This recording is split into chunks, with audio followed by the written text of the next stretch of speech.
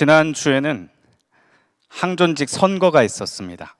워낙 중요한 행사다 보니까 거기에 사람들의 이목이 많이 집중되었습니다. 그러다 보니 우리가 한 가지 잊혀진 게 있는데 무엇이 잊혀졌냐 하면 바로 봄 축복의 날입니다. 우리가 그 부분을 참 많이 잊어버렸습니다. 지난 주의 주일에 우리는 여기 계신 모든 분들은 내가 전도하겠다라고 결심을 하셨습니다. 그리고 어떤 사람을 전도할지에 대해서도 다 일일이 카드를 쓰셨죠. 그리고 오는 5월 14일에는 내가 전도하고자 한 사람을 데려오기로 다들 마음을 먹으셨습니다. 그날이 얼마 남지 않았습니다. 그래서 지난주 수요일에는 어떤 분이 오셨냐 하면 정재영 교수님이 오셔서 귀한 이야기를 해주셨습니다. 어떤 말씀을 해주셨냐 하면 요즘에 새롭게 신앙생활을 하는 분들, 그분들이 어떻게 해서 신앙생활을 하게 되었는지, 그분들이 교회 무엇을 위해서 이곳에 와서 하나님께 예배드리는지를 통계를 통해서 알려주셨습니다. 그래서 청년들은 어떠한 관점으로 성경에 나오는 하나님의 말씀을 보고 그들이 추구하는 신앙은 무엇인지, 그리고 40, 50대, 60대 여성분들은 또 어떠한 마음으로 이 자리에 나왔는지, 그런 이야기들, 그뿐만 아니라 여러 가지 좋은 이야기들을 많이 들었습니다. 그리고 다음 주 수요일에는 교회를 세우는 일과 복음 전파에 정말 최선을 다하고 계시는 송준기 목사님이라는 분이 귀한 말씀을 전해주십니다. 지지난주 주일부터 시작해서 지난주 수요일과 다음 주 수요일에는 모두 전도를 위해서 우리가 계획하고 귀한 분들을 모셨습니다. 그렇다면 오늘 수요일에는 우리가 성경에서 어떤 말씀을 살펴봐야 될까요? 오늘은 전도에 대한 말씀을 살펴보려고 합니다. 여러분은 전도에 대해서 어떻게 생각하십니까? 여러분이 생각하는 전도는 무엇입니까? 그리고 성경이 말하는 전도는 무엇일까요? 오늘 성경이 말하는 전도에 대해서 함께 알아가기를 주님의 이름으로 축원합니다. 우리가 말씀을 32절부터 34절까지 읽었는데 사실 오늘 설교 내용은 16절부터 34절까지입니다. 그리고 이 본문은 사도 바울이 아덴, 즉 오늘날의 그리스도의 수도인 아테네에서 마이크가 돌아왔네요. 아테네에서 복음을 전한 이야기가 나옵니다. 근데 그가 어떻게 해서 아덴까지 가서 복음을 전하게 되었는지 우리 16절을 한번 찾아보겠습니다. 사도행전 17장 16절 말씀입니다. 바울이 아덴에서 그들을 기다리다가 그 성에 우상이 가득한 것을 보고 마음에 격분하여. 그리스는 유럽에 있는 나라입니다. 사실 바울과 그의 전도팀 실라와 디모데는 유럽에서 전도하려고 한 것이 아닙니다. 소아시아에서 전도하려고 계획을 했었습니다. 근데 이 사람들이 계획과는 다르게 유럽에 가서 전도를 하게 됩니다. 소아시아로 가서 복음을 전하려고 노력했지만 성령께서 막으셨습니다. 그러다가 성령님의 인도하심 받아서 빌립보라는 곳으로 가서 전도를 하게 되었는데 그것이 바로 유럽 전도의 첫 번째 시작입니다. 빌립보에 가서 복음을 전하자 놀라운 일들이 일어났습니다. 어떠한 일이 일어났냐 하면 귀신 들린 여자 하인이 귀신으로부터 해방받는 놀라운 일이 일어났습니다. 그리고 감옥에 갇혀 있는데 찬송과 기도하자 감옥문이 열리는 역사도 일어났습니다. 그래서 그 감옥을 지키는 간수와 그의 가족은 모두 예수 그리스도로 영접하게 됩니다. 그 일이 있고 난 이후에 이 바울 전도팀은 데살로니가로 가게 됩니다. 데살로니가에서는 그 또한 그곳 사람들이 예수님을 받아들이게 됩니다. 바울과 전도팀이 예수님 이야기를 전하자 그곳에 있는 사람들이 예수님을 영접하게 되고 교회를 시작하게 됩니다. 그런데 그렇게 복음 전하는 것을 유대인들이 보고 있지 않았습니다. 그들이 칼을 들고 쫓아왔습니다. 그래서 어떻게 했느냐 하면 데살로니가 교회의 성도들은 이 바울과 바울 전도팀을 베레아로 피난시킵니다. 피신시킵니다. 그런데 베레아 성도들도 복음을 듣고 나서 예수를 믿다가 유대인들이 쫓아오자 바울을 어디까지 피신시켰냐 하면 아덴으로 피신을 시킵니다. 그러니 바울 입장에서는 어떻습니까? 바울은 원래 유럽에서 전도하려고 생각하지 않았습니다. 소아시아에서 전도하려고 했는데 지금 어떤 상황이냐면 쫓겨서 아덴까지 온 것입니다. 근데 그렇게 쫓겨서 이제 다른 전도팀을 기다리고 있는데 그 바울이 어떤 것을 보게 됩니다. 무엇을 보게 되었는지 16절을 보시죠. 16절 보시면 바울이 아덴에서 그들을 기다리다가 그 성에 우상이 가득한 것을 보고 마음에 격분했다라고 나옵니다. 다음 말씀입니다.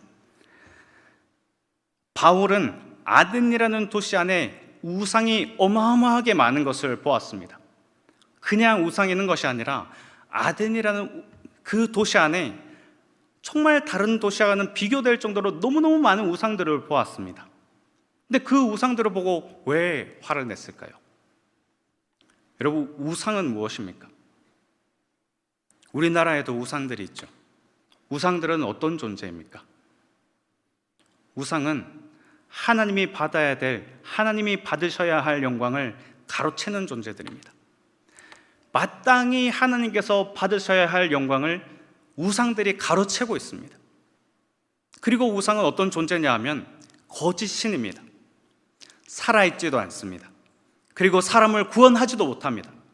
그런 신들이 가득하게 있는 것입니다. 그런 상황에서 바울은 너무너무 안타까웠던 것입니다. 신인도 아님에도 불구하고 저 신에게 찾아가서 빌고 있는 아테네 사람들, 그 아덴 사람들을 보고 너무 안타까워서 화가 났던 것입니다. 로마서 1장 25절 말씀입니다. 이는 그들이 하나님의 진리를 거짓 것으로 바꾸어 피조물을 조물주보다 더 경배하고 섬김이라. 주는 곧 영원히 찬송할 이시로다. 아멘. 이 로마서 1장 25절 말씀은 어떤 말씀이냐 하면 아덴 사람들이 하나님 말고 돌과 바다와 바람과 다른 나무들, 그걸 보고 더 하나님보다 귀하게 여겼다는 것입니다. 그걸 더 대단하게 여기고 하나님을 알지 못한 채 거짓 신에게 예배드리는 것, 그게 바울이 보기엔 너무 안타까웠습니다. 그래서 화를 낸 것입니다. 여러분, 오늘 설교의 제목은 전도는 쉬운 것인가 어려운 것인가입니다. 전도는 쉬운 것입니까? 어려운 것입니까? 전도는 쉬운 것도 아니고 어려운 것도 아닙니다. 전도는 쉬운가 어려운가의 문제가 아니라 안타까움의 문제입니다. 정말 안타까워서 하는 것이 전도입니다. 소방관들 한번 생각해 보십시오. 안타까운 상황에서 쉽다 어렵다를 누가 판단하고 있습니까? 지금 불이 나서 건물이 불타고 있고 저 안에는 사람들이 가득하게 있는데 저 사람들을 구하는 게 쉬울까 어려울까 고민하겠습니까? 아니면은 정말 어떻게든 구하려고 애쓰겠습니까? 사람이 물에 빠져 있는데 저 사람을 건지는 게 쉬울까 어려울까 고민하겠습니까? 아니면은 저 사람 어떻게든 구하려고 애쓰겠습니까? 생명 앞에서는 쉽다 어렵다를 구분하지 않습니다. 어떻게든 살려내려고 발버둥 칩니다. 바울은 하나님 말고 거짓 신에게 예배드리는 사람들이 안타까워서 어떻게 했을까요? 오늘 본문 사도행전 17장 17절 말씀입니다. 사도행전 17장 17절 말씀 우리 함께 읽어보겠습니다. 회당에서는 유대인과 경건한 사람들과 또 장터에서는 날마다 만나는 사람들과 변론하니. 바울은 회당에도 찾아가고 장터, 즉 오늘날의 광장에도 찾아갑니다. 회당에는 어떤 사람들이 있었냐 하면 유대인들이 있고 또 유대교를 받아들인 이방인들이 있었습니다. 바울이 왜 회당에 찾아갔느냐 하면 그들이 여호와 하나님은 알아도 예수님을 믿지 않았기 때문입니다. 이 세상을 만드신 하나님에 대해서 알고 있고 그들이 구약 성경을 읽음에도 불구하고 예수님을 그리스도로 영접하지 않으니까 바울이 찾아간 것입니다. 그래서 그 사람들에게 계속 이야기를 합니다. 예수님이 구약 성경에서 이야기한 그리스도라고. 그리고 바울은 장터로도 찾아갔습니다. 장터에 찾아가서 날마다 그 사람들과 토론했습니다. 왜 토론했는가? 이 세상 만드신 분은 하나님이라고. 여러분이 믿고 있는 신들은 그 신들이 이 세상을 만든 것이 아니라 하나님이 이 세상을 만들었다고 그 이야기를 하기 위해서 날마다 광장에 가서 복음을 전한 것입니다. 여호와 하나님에 대해서 안다면 예수를 영접해야 되는데 영접하지 않는 사람들, 하나님 자체를 몰라서 하나님께 영광 돌리지 못하고 다른 신에게 영광 돌리고 있는 사람들, 그 사람들에 대한 안타까움 때문에 바울은 복음을 전한 것입니다. 그래서 복음을 전하는 것은, 전도는 쉽고 어렵고의 관점을 떠나서 안타까움에 사는 것입니다. 로마서 1장 16절을 보겠습니다. 로마서 1장 16절입니다. 내가 복음을 부끄러워하지 아니하노니 이 복음은 모든 믿는 자에게 구원을 주시는 하나님의 능력이 됨이라. 먼저는 유대인에게요 그리고 헬라인에게로다. 이 말씀이 어떤 말씀이냐 하면, 바울이 회당에 있는 유대인들에게도 찾아가고 광장에 있는 이방인들에게도 찾아간 것을 참 잘 보여주는 말씀입니다. 유대인에게나 헬라인에게나 오직 복음으로만 구원받을 수 있다. 이 사람이든 저 사람이든 오직 복음으로만 구원받을 수 있다. 이것 때문에 바울은 회당에도 찾아가고 장터에도 광장에도 찾아간 것입니다. 바울이 유대인을 만나든지 이방인을 만나든지 전한 내용은 다르지 않습니다. 똑같습니다. 예수님이 바로 하나님의 아들이시고, 하나님이 우리를 너무나도 사랑하셔서 자기 외아들을 보내셨고, 그분이 십자가에서 죽으시고 3일 뒤에 부활하셨습니다. 그래서 그 사실을 믿는 사람마다 하나님으로부터 죄를 용서받고 구원받을 수 있습니다. 그걸 유대인이든 이방인이든 똑같이 전했던 것입니다. 전도는 예수님에 대해서 이야기하는 것입니다. 예수님 이야기를 하는 것이 어려운 것입니까? 쉬운 것입니까? 우리는 예수님 이야기하는 거 쉽다 어렵다 생각하지 않습니다. 예수님 이야기가 어렵다고 느껴지면 성경 다시 보면 되는 것이고, 쉽다라고 생각하면 그대로 전하시면 됩니다. 그게 전도입니다. 사람들이 예수님 이야기를 듣고 이해하지 못하는 것 같아도 그들에게 예수님 이야기를 전해 주어야 합니다. 그들이 창조주 하나님에 대해서 믿지 못할 것 같더라도 그래도 하나님에 대해서 이야기하는 것이 바로 전도입니다. 물고기 뱃속에 들어간 요나 이야기를 한번 생각해 봅시다. 요나는 니느웨 사람들에게 회개하라는 말씀 전하기 싫어했습니다. 그래서 도망갔습니다. 다시스로 도망갔습니다. 그러다가 큰 물고기 뱃속에 들어가서 여러 가지 고생을 했습니다. 그 과정 가운데서 요나는 어떤 결정을 내리게 됩니까? 내가 회개하라는 말씀 전하기 싫더라도 가서 전해야겠다라는 결정을 내리게 됩니다. 니느웨는 어떤 성이었냐 하면 3일 동안 다녀야, 3일 동안 걸어 다녀야 다 돌아볼 수 있는 그런 큰 성이었습니다. 그런데 요나는 단 하루만 가서 회개하라 말씀을 전합니다. 그런데 놀랍게도 그 성 안에 있는 모든 사람들이 회개합니다. 요나는 단순히 하루만 가서 회개하라 말씀을 전했을 뿐입니다. 그런데 어떻게 이틀도 다녀서 이틀을 더 다녀야 다른 사람들이 회개하라는 말씀을 들을 텐데 어떻게 해서 그 성 안에 있는 사람들이 다 회개하게 되었을까요? 요나서에 나오는 말씀은 요나가 대단한 사람이 아니라 회개하라는 하나님의 말씀이 그만큼 능력이 있다는 말씀입니다. 요나가 대단해서 회개하라 해서 그 니느웨 사람들이 땅을 치며 회개한 것이 아니라, 니느웨 왕까지도 회개한 것이 아니라, 회개하라는 하나님의 그 명령이 사람의 마음을 움직여서 모든 사람들이 회개하게끔 만들었다는 것입니다. 여러분, 전도가 무엇입니까? 전도는 예수님 이야기 전하는 것이라고 말씀드렸습니다. 전도는 불신자를 교회로 데려오는 것이 전도입니까? 아니면 불신자를 교회로 데리고 와서 예수 믿게까지 하는 것이 전도입니까? 전도는 복음을 들려주는 것입니다. 우리의 역할은 예수님 이야기를 전해주는 것이지 내가 그 사람을 예수 믿게 할 수가 없습니다. 예수를 믿느냐 믿지 않느냐는 내가 결정해 주는 것이 아니라 복음을 들은 사람이 결정하는 것입니다. 그러니 우리의 역할은 예수님 이야기를 전하는 것입니다. 내가 억지로 여기에 데리고 와서 이 사람을 변화시켜야겠다, 그것은 내가 복음보다 더 낫다는 것입니다. 내가 복음보다 더 높아지겠다는 것입니다. 복음은 그만큼 사람을 바꿀 수 있는 능력이 있습니다. 회개하라는 그 말씀이 사람을 바꿀 수 있는 힘이 있기 때문에 니느웨 사람들이 다 회개를 했듯이 우리가 너무 잘 알고 있는 예수님 이야기는 다른 사람들을 변화시킬 수 있는 능력이 있습니다. 그런데 우리는 그걸 너무너무 무시합니다. 여러분이 예수님의 죽음과 부활 이야기를 다른 사람들에게 해주셨습니까? 그러면 전도한 겁니다. 다른 대단한 것이 아니고 예수님 이야기를 전하는 것이야말로 도를 전하는 것입니다.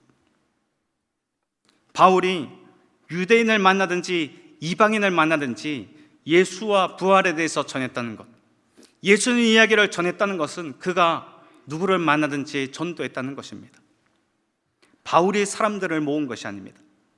바울이 사람들을 막 불러 모은 것이 아니라 바울이 찾아다녔습니다.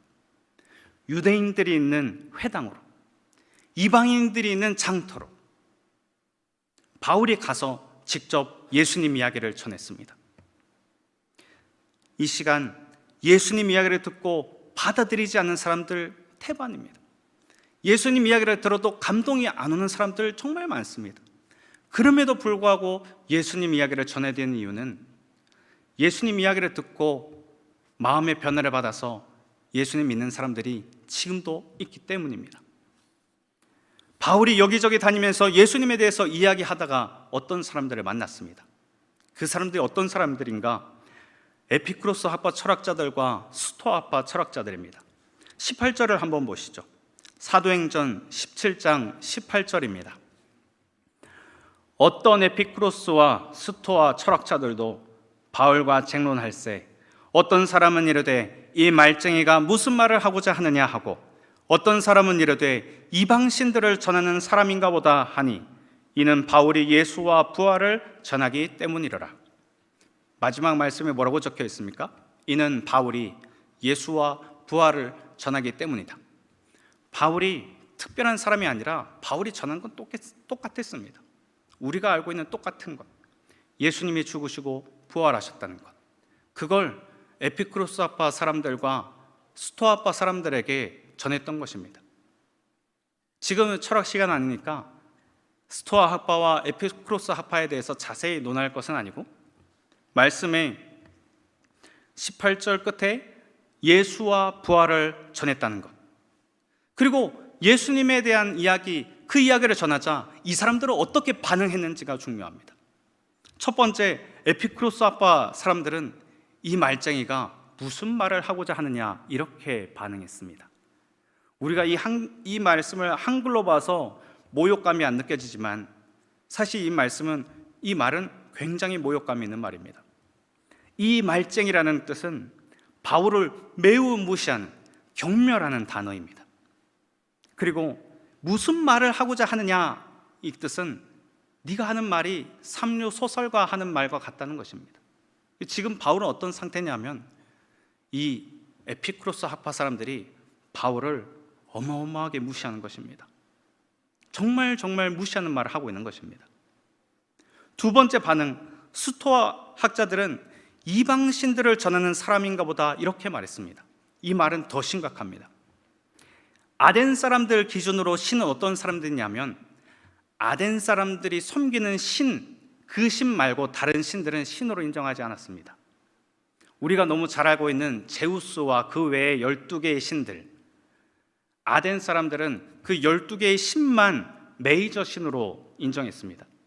그 외의 다른 신들은 그냥 이방 신들, 자기들이 알고 있는 신보다 못한 신으로 여겼습니다. 하나님을 자기들이 믿는 신보다 못한 신으로 취급한 겁니다. 지금 어떤 상황이냐면 복음을 전한 사도 바울은 어마어마한 경멸의 말을 듣고 무시당하고 있고, 이 세상을 만드신 하나님은 그 사람들로부터 무시당하고 있는 것입니다. 여러분이 전도할 때 무시당하십니까? 당연한 겁니다. 복음을 전하면 당연히 무시당하는 것이 맞습니다. 우리만 무시당한 것이 아니라 이 당시에 사도 바울도 복음 전하다가 너무너무 많은 멸시를 받았습니다.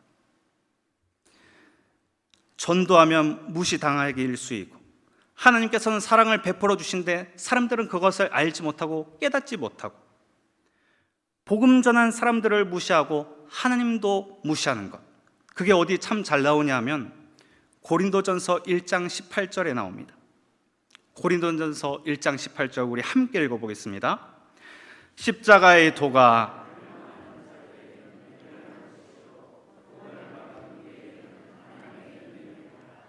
예수님은 이 세상의 모든 죄인들을 구원하기 위해서 십자가에 달리셨는데 사람들은 그걸 믿지 않습니다. 유대인들도 무시하고 이방인들도 무시합니다. 우리가 복음을 전하다가 바보 취급을 당하는 것, 그거 당연합니다. 그게 전도입니다. 전도는 쉽다 어렵다의 문제가 아닙니다. 전도는 상대방에게 무시를 당하는 겁니다. 상대방에게 무시를 당해도 괜찮습니다. 그러면 전도한 것입니다. 왜냐하면 그 사람들은 예수님 이야기를 이해하지 못하니까요. 우리도 마찬가지이지 않습니까? 성령님께서 깨닫게 해주셨기 때문에 그 내용이 믿어질 뿐이지, 일반적인 이성을 가지고 있는 사람들은 복음 이야기를 들으면 믿을 수 없습니다. 오늘 예배 처음에 불렀던 찬송가 301장, 지금까지 지내온 것, 그 찬송가를 작사한 분은 일본 사람입니다. 사사오 테츠사부로라는 분입니다. 이분이 1888년 봄에 20살이었습니다. 20살의 청년이 무역업으로 성공하기 위해서 일본에서 미국으로 갑니다. 미국의 샌프란시스코로 가서 한 것이 하숙집을 구했습니다. 근데 그 하숙집 주인이 누구였냐면 미국 목사님이었습니다. 이 사사오가 불교 신자라는 것을 목사님이 알게 되자 그때부터 목사님이 눈물을 흘리면서 기도합니다. 그리고 미국인과 일본인, 영어와 일본어라는 언어의 장벽이 있었지만 그 장벽이 너무너무 높았지만 목사님은 가장 쉬운 이야기로 복음을 차근차근 설명했습니다. 사사오 선생님, 당신이 성공하기 위해서 미국에 왔지만 당신이 죽으면 그건 다 끝입니다. 당신이 마음속에 두려워하고 있다는 것, 죽음에 대한 두려움을 갖고 있다는 것을 인정하십시오. 그리고 예수를 믿음으로 구원받는다라는 그 내용을 믿을 수 있도록 하나님께 믿음을 달라고 기도하십시오. 목사님이 그렇게 이야기를 해주었습니다. 사사오라는 청년은 그 미국 목사님과 함께 지내면서 기독교에 대해서 알게 되었습니다. 예수님 이야기를 전해 듣게 되었습니다. 그러고 나서 7개월 후에 이분이 예수님을 영접하게 됩니다. 그러고 나서 이분이 하신 것은 무엇이냐 하면 자신처럼 일본에서 미국으로 와서 성공하기를 바라는 일본인들, 그 일본인들에게 예수님 이야기를 전했습니다. 그리고 교회 학교도 열심으로 봉사하고 그 뒤에 일본으로 직접 갔는데 일본에 벅스턴 선교사님이라는 분이 계셔서 그분과 같이 동역하다가 벅스턴 선교사님이 찬송가 책자를 만들려고 그 찬송가를 출판하려고 하자 사사오 청년이 몇 곡을 작사를 했습니다. 그 중에 한 곡이 바로 우리가 오늘 부른 찬송가 301장 지금까지 지내온 것입니다. 불교 신자가 기독교 복음을 들으면 사실 이해할 수 없습니다. 불교에서는 사람이 구원받으려면 카르마가 있어야 된다. 정말 사람이 최선을 다해서 정말 어마어마한 대가를 치러서 자연과 합의를 하려고 해야 되는데 자연과 사람이 합의를 하기 위해서는 카르마가 필요한데, 덕이 필요한데, 그건 정말 최선을 다해서 노력해서 구해야 된다. 불교는 이렇게, 일본 불교는 그렇게 가르쳤다고 합니다. 근데 사사오 씨는 미국 목사님으로부터 예수님 이야기를 듣을 때 어떻게 들었냐면, 예수님이 이미 하신 일을 당신이 믿기만 하면 됩니다. 당신이 어떠한 일을 한 것이 아니라 예수님이 예전에 하셨던 그 십자가 사건을 믿으면 됩니다. 그리고 그것을 즐거워하면 당신은 구원받을 수 있습니다. 하나님께서 모든 것을 하셨다는 것, 하나님께서 너무나도 사랑하셔서 그 아들 예수님을 보내주시고, 그 예수님이 십자가에 달려 죽으시고 3일 뒤에 부활하셔서 그분의 하신 일들을 믿을 때 모든 사람 누구든지 구원받을 수 있게 해주셨습니다. 그 이야기를 들었습니다. 그러니 20살 때까지 복음을 듣지 못하고 불교 문화에 있던 사람이 아무것도 하지 못하고 아무것도 하지 않고 단지 복음을 믿기만 하면 구원받을 수 있다는 이야기, 그 이야기를 들었을 때 과연 그게 마음에 와닿겠습니까? 지금까지 살면서 죽었다가 살아난 사람도 보지 못했고, 죽었다가 살아난 생물도 보지 못한 사람이 어떻게 예수님의 죽음과 부활을 믿을 수 있겠습니까? 그러니 사람들이 바보 소리를 할 만합니다. 사람들이 무시할 만하죠. 그럼에도 불구하고 복음을 듣고 하나님께로 돌아오는 사람들이 있습니다. 오늘 본문 사도행전 17장 32절에서 34절까지 다시 한번 살펴보겠습니다. 사도행전 17장 32절, 33절, 34절입니다. 그들이 죽은 자의 부활을 듣고 어떤 사람은 조롱도 하고 어떤 사람은 이 일에 대하여 내 말을 다시 듣겠다 하니, 이에 바울이 그들 가운데서 떠나매 몇 사람이 그를 가까이하여 믿으니 그 중에는 아레오바고 관리 디오누시오와 다말이라 하는 여자와 또 다른 사람들도 있었더라. 바울이 전한 예수님과 부활 이야기, 그 이야기를 듣고 예수님 믿기로 결정한 사람들, 예수님을 믿기로 한 사람들 몇 명이 있습니다. 그 중에 2사람만 이름이 나오고 그 외에는 몇 명이라고만 나옵니다. 소수라는 뜻입니다.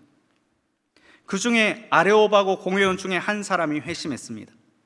그 사람은 나중에 아덴 교회의 첫 번째 감독이 됩니다. 그리고 다말이라 하는 여인도 회심을 했습니다. 이 여인은 나중에 아덴 교회에 굉장히 중요한 역할을 한 사람으로 보입니다. 여러분, 바울이 아덴에 올 때 어떻게 왔습니까? 설교의 첫 부분 한번 다시 돌아가서 생각해 보십시오. 바울이 어떻게 해서 아덴까지 오게 되었습니까? 계획한 것 하나도 없습니다. 유대인들이 칼을 들고 쫓아왔기 때문에 도망가서 겨우겨우 아덴에 왔습니다. 근데 그곳에 오니까 주위에 우상들이 너무나도 많았습니다. 하나님이 받으셔야 될 영광을 우상들이 가로채고 있고, 하나님 자체를 모르는 사람들, 하나님을 알고 있는 사람도 예수를 그리스도에 영접하지 않고, 하나님을 아예 모르는 사람들은 그 우상에게 자기를 구해달라고 빌고 있었습니다. 그래서 안타까운 마음으로 그들에게 예수님 이야기를 전했습니다. 정말 비록 사람들에게 수많은 고초와 어마어마한 무시, 정말 존재를 까마득하게 지울 정도로 심각한 경멸의 말을 들었지만, 그래도 예수님 이야기를 전했을 때 소수의 사람들이 하나님께로 돌아왔습니다. 몇 사람이 예수님을 믿게 되었습니다. 우리가 잘 알고 있는 구약 성경에 나오는 대예언자 이사야는 분명히 예언했습니다. 이사야 2장 3절에 이런 말씀이 있습니다. 이사야 2장 3절입니다. 많은 백성이 가며 이르기를, 오라, 우리가 여호와의 산에 오르며 야곱의 하나님의 전에 이르자. 그가 그의 길을 우리에게 가르치실 것이라. 우리가 그 길로 행하리라 하리니, 이는 율법이 시온에서부터 나올 것이요 여호와의 말씀이 예루살렘에서부터 나올 것임이라. 이 말씀 굉장히 많이 들으셨을 것입니다. 전도에 대한 이야기, 전도에 대한 설교, 복음에 대한 설교, 그리고 교회 학교에서나 이사야 2장 3절 말씀은 너무너무 유명한 말씀입니다. 그 말씀, 근데 그 예언은 어떤 뜻이냐 하면, 언젠가는 이방 나라 사람들이 하나님께로 돌아올 것이다. 그들이 예루살렘에서 태어나신 예수님 이야기를 듣고 돌아올 것이다. 그 예언입니다. 여러분, 저와 여러분은 유대인도 아니고 한국 사람입니다. 그런데 어떻게 예수님 믿게 되었습니까? 누군가가 전도해서, 누군가가 예수님 이야기를 해주어서 예수님을 영접하게 되었습니다. 다른 말로 말하면 이사야 2장 3절 말씀이 이루어진 것입니다. 그리고 이 후에 있는 사람들도 예수님께로 돌아올 것입니다. 이사야가 예언한 것처럼 2장 3절 말씀은 앞으로도 계속 이루어질 것입니다. 바꿔 말하면 여러분이 예수님 이야기를 전하면 다른 사람들도 예수님께 돌아올 것이라는 것입니다. 황제가 사인한 서류, 황제가 사인한 문서는 누가 들고 있어도 효력이 있습니다. 왜냐하면 황제가 사인했으니까요. 그런데 성경은 어떻습니까? 성경은 하나님이 작성하신 것입니다. 일개 나라의 황제가 쓴 문서에도 힘이 있는데 저와 여러분이 가지고 있는 성경책에는 그러한 권위가 없겠습니까? 요한복음 3장 16절입니다. 요한복음 3장 16절 함께 읽겠습니다. 하나님이 세상을 이처럼 사랑하사 독생자를 주셨으니 이는 그를 믿는 자마다 멸망하지 않고 영생을 얻게 하려 하심이라. 이 말씀은 하나님께서 우리에게 주신 성경에 기록되어 있는 말씀입니다. 이 말씀에 과연 힘이 없겠습니까? 이 말씀에 사람을 변화시킬 수 있는 힘이 과연 없겠습니까? 우리만 잘 모릅니다. 먼저 예수를 믿은 우리만 성경의 권위를 잘 모릅니다. 다른 나라의 왕들이 만든 어떤 거라고 했을 때 와 하면서 관광객처럼 가서 둘러보면서 굉장히 놀라워하지만 정말 우리가 가지고 있는 성경을 보고 놀라워하지 않습니다. 놀라워하지 않는 것이 정말 놀라운 것입니다. 복음을 전하는 사람이 누구냐에 달려있지 않습니다. 복음 자체의 능력이 있습니다. 복음을 전하는 사람이 잘 살든 못 살든 그 사람이 많이 배웠든 적게 배웠든 아무 상관이 없습니다. 그 사람을 보고 예수를 믿는 것이 아니라 하나님의 말씀, 예수님에 대한 이야기를 듣고 그 사람이 예수님을 믿게 되는 것입니다. 말씀에 능력이 있지 나에게 능력이 있는 것이 아닙니다. 그래서 복음은, 전도는, 예수님 이야기를 하는 것은 쉬운 것입니까? 어려운 것입니까? 그 차원을 넘어서서 그냥 하면 됩니다. 복음 전파는, 전도는 쉬운 것도 아니요 어려운 것도 아니요 그냥 하면 되는 것입니다. 왜냐하면 나한테 능력이 없으니까요. 그저 예수님 이야기를 전하기만 하면 그 이야기가 그 사람의 마음을 움직일 것이기 때문입니다. 결론입니다. 전도는 쉬운가 어려운가의 문제가 아닙니다. 안타까움의 문제입니다. 전도는 데리고 오는 것이 문제가 아니라 예수님이 이야기를 전해주는 것이 핵심입니다. 전도하면 무시당하기 일쑤입니다. 그런데 전도하면 사도 바울도 어마어마하게 무시당했고 하나님도 무시당했습니다. 다른 신들로부터. 그럼에도 불구하고 복음을 전하면 돌아오는 사람들이 있습니다. 예수님을 믿겠다고 결단한 사람들이 있습니다. 복음을 전하는 사람이 누구냐가 중요하지 않습니다. 우리가 너무나도 잘 알고 있는 예수님 이야기에 능력이 있습니다.